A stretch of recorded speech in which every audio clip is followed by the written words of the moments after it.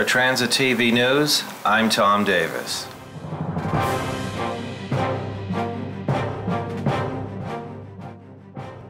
President Barack Obama has announced $3.4 billion in spending for the nation's power transmission system to foster new technologies. He likened the effort to the ambitious development of the national highway system 50 years ago.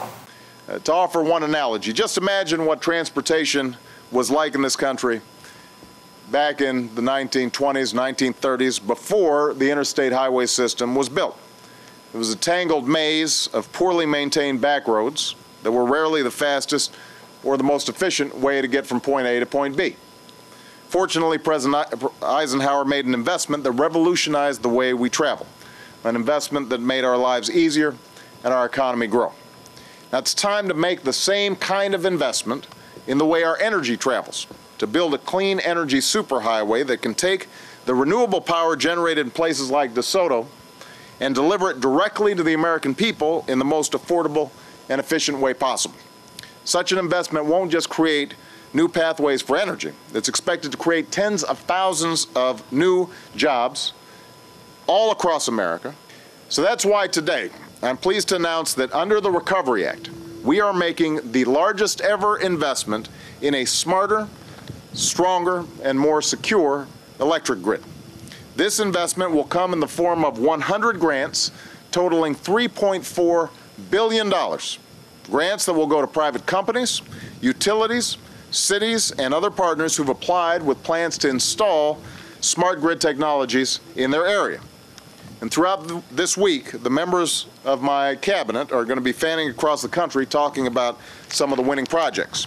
Some of the projects involve modernizing old, inefficient transmission lines that just waste too much energy. And to speed that process along, 9 federal agencies have signed an agreement that will help break down the bureaucratic barriers that currently make it slow and costly to build new transmission lines on federal lands. But most of the projects that are receiving grants involve the installation of what are known as smart meters, devices that will have a direct benefit for consumers who want to save money on their electric bills. Well, it's Broad Street versus Broadway with New Jersey stuck in the middle. Find out which team people in a New Jersey town plan to cheer for when the Yankees and the Phillies face off in the World Series Wednesday night. Never mind the electoral map. On the World Series map, New York is a blue state for the Yankees, and Pennsylvania, a red state for the Phillies. But what about the territory in between? For what they call the Turnpike Series, as in Jersey Turnpike, New Jersey is a house divided. Yeah, so I'm hoping for them to do the same thing again, because I got my jacket with the 6 championships on it. I got a spot left for the 27. The New York suburbs in the northern part of the state are obvious Yankee country, ditto the Philadelphia suburbs to the south. But here in Princeton, halfway in between? This is like the Mason-Dixon line.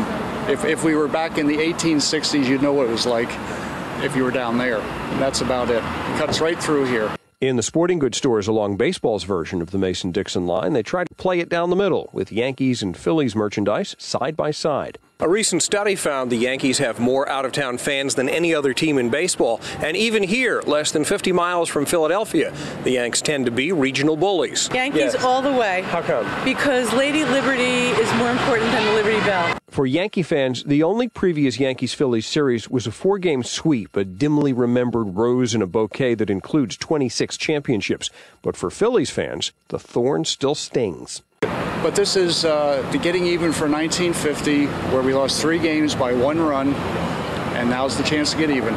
The tug of war for the loyalty of the Garden State starts Wednesday night in New York. Warren Levinson, The Associated Press, Princeton, New Jersey.